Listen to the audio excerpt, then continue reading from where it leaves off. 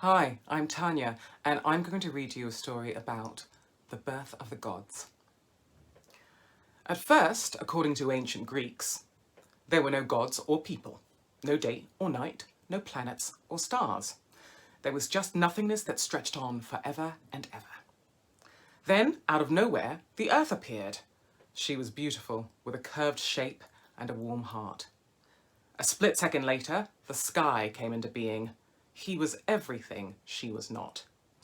While the earth was calm and steady going, with hidden depths, the sky was quick and changeable and couldn't hide anything if he tried. The sky loved the earth so much that he wrapped himself around her and swore they would never be parted. At first, she felt the same way. The earth's name was Gaia, and the sky was called Uranus. When she first kissed him, he blazed red and gold, making the very first sunset. When Uranus bent his star-crowned head to sleep beside Gaia, he bathed her hills and valleys in silver light. Very soon, they decided to start a family. They were so vast themselves that all of their children turned out to be immense too. First came the Titans, a race of giants and giantesses so huge that they could pluck trees as if they were daisies and sit on the mountains as if they were thrones. They were beautiful and strong, and their parents were very proud.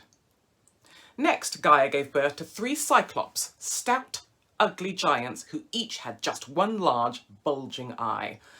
Gaia thought they were perfect, but Uranus wasn't so sure. "They're not as good looking as their brothers and sisters," he remarked flatly. Their next 3 children were even more monstrous. Each of them had 50 heads and 100 hands. If their mother was any less pleased with them than her other children, she didn't show it. But their father couldn't bear the sight of them. "They're hideous!" he exclaimed when he saw them. "Can't they live underground? And their ugly Cyclops brothers too? They're spoiling my view." And he pushed them back inside the earth. Gaia was heartbroken and wept rivers of tears at Uranus's cruelty. He was miserable at having upset her. His tears fell as rain and mingled with hers, streaming down hills and pooling in valleys to form great, salty seas. But, however much he regretted hurting Gaia, Uranus couldn't hide how he felt. "I still love you," he told her, "but I can't love them." Gaia grew more and more resentful. Secretly, she began to plan a way to get rid of Uranus and set her imprisoned children free. One day, she said to the Titans, "Your father is old. He's growing weaker by the day. One of you must rule next, and the time has come for you to take control." Despite their great size, the Titans all trembled at the thought of challenging their father. All except one. His name was Cronus. "I'll do it, Mother," he said. "Just tell me how." "Climb to the top of the highest mountain," she told him, "and I'll show you." Cronus did as she asked. When he reached the top of the mountain, a sickle emerged from the rocks in front of him, its curved blade gleaming in the sun. "This weapon is made from adamant, the hardest part of me," his mother told him. "It is the only thing that can possibly harm your father." Cronus picked up the sickle, and his mother called out in a sweet voice, "Uranus! Come here, darling." Cronus could almost feel the weight of the sky above him as he waited. Then a wind blew, the clouds rearranged themselves, and his father appeared. "I'm here, my love."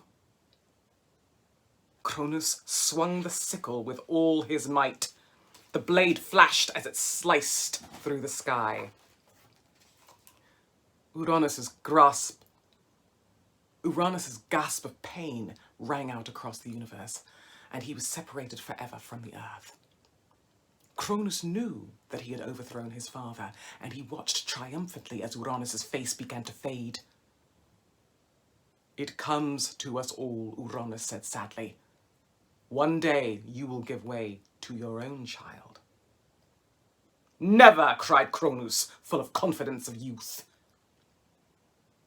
He had just set off back down the mountain when Gaia's voice rang out. "Well done! Now he's gone, you can set your brothers free." To his mother's dismay, Cronus shook his head. "They'll only just get in the way now," he said. "Maybe I'll do it later." He asked another Titan, Rhea, to marry him, and they decided to start a family. But despite his confidence, Cronus' father's prediction lingered uncomfortably in his mind. When Rhea gave birth to their first child, he swallowed the baby whole, before she even had time to look at it. "What are you doing?" Rhea screamed. "Calm down, you silly thing," Cronus said. "This is the best way to keep children safe, didn't you know?" Rhea shook her head doubtfully. It sounded like a strange idea, but Cronus seemed so certain. And she didn't know any other Titans who'd had children, so she supposed it must be normal. Still, she missed her children terribly. A while later, she gave birth to their second child. Cronus was about to swallow it when Rhea pleaded, "Couldn't we keep the baby here just for a short time?" Cronus frowned at her. "Don't you want what's best for your family?" he demanded. She nodded sadly and watched him swallow the second baby whole. In the following years, their third, fourth, and fifth children were dealt with in the very same way. When Gaia saw what was happening, she was furious with her son. "Your children aren't safe. They are trapped inside your husband," she told Rhea. "Just like my children are trapped inside me." "I knew something wasn't right," Rhea exclaimed. By this time, she was already pregnant with her sixth child. "I'm not letting him swallow this one," she said, wrapping her arms around her belly. When it was time for her to have a baby, she went to a cave in the mountains and gave birth in secret. The baby was a boy. Rhea was delighted with him and named him Zeus. New life was springing up on the earth all this time. When Rhea's baby was born, Gaia sent a team of gentle creatures called nymphs to look after him. Leaving the baby in their care, Rhea returned to her husband. She handed him a boulder wrapped in blankets. "Here's our sixth child for you to keep safe," she said innocently, and Cronus swallowed the boulder without suspecting a thing.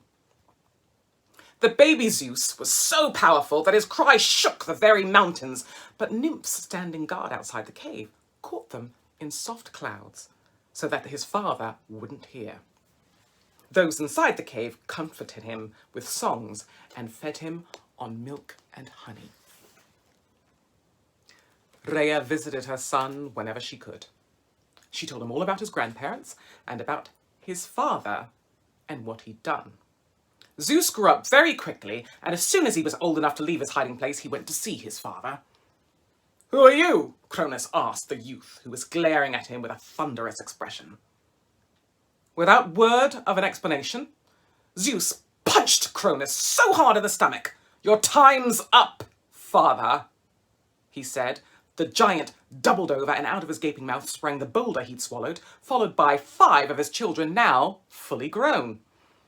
Together, Zeus and all his brothers and sisters turned to face their father. They were young, powerful, and very, very angry. Cronus took one look at their sick, glowering faces and knew at once that he was beaten. Cronus was banished from the face of the earth, and the brothers and sisters set about exploring it. As they went, they discovered that they each had their own amazing powers that set them above all other beings. Zeus and his siblings were the first gods. Zeus adored playing with the sky. He loved to shape thunderclouds with his bare hands and sent thunderbolts across the sky in dramatic flashes. When his brother Poseidon saw the rolling oceans, he parted the waves with his hands to discover a whole host of startled creatures at the bottom. Their sister Demeter found she had green fingers and spent days coaxing flowers into bloom and trees into fruit. The earth herself, their grandmother Gaia, watched peacefully as they tried out their various powers. "Finally, I can go to sleep," she thought, "and trust my family to keep everything safe." But there was one thing she had to take care of first. "Will you set my children free at last?" she asked Zeus. And she told them about the one-eyed Cyclops and the 100-handed, 50-headed brothers all imprisoned within her. "Of course I will," Zeus agreed. Gaia opened up a gateway so that he could enter the earth and travel deep underground. So, along with his two brothers, Poseidon and Hades, Zeus set off to rescue his monstrous uncles.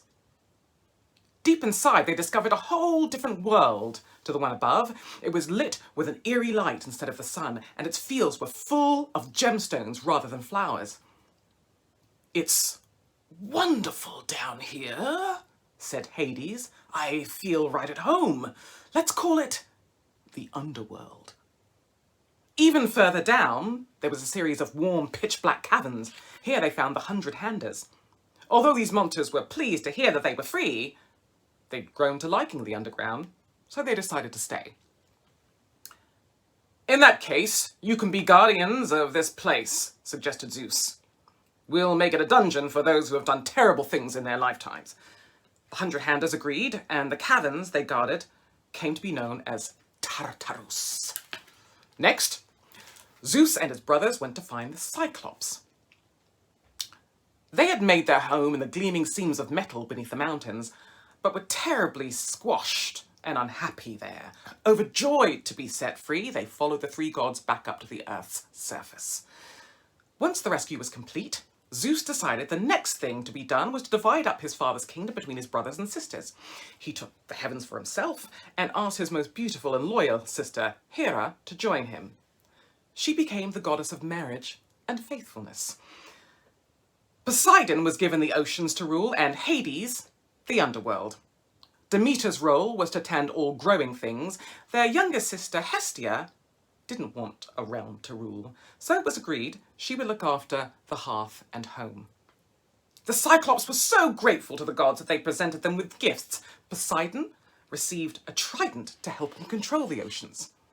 Hades was given a cap that made its wearer invisible, and Zeus received a shining set of thunderbolts. After that, the Cyclops built a grand palace for the gods. They set it on the clouds above the world's highest mountain, and the gods named it Olympus. Demeter shrouded the top of the mountain in clouds so that only chosen guests could ever catch a glimpse of the great palace of the gods.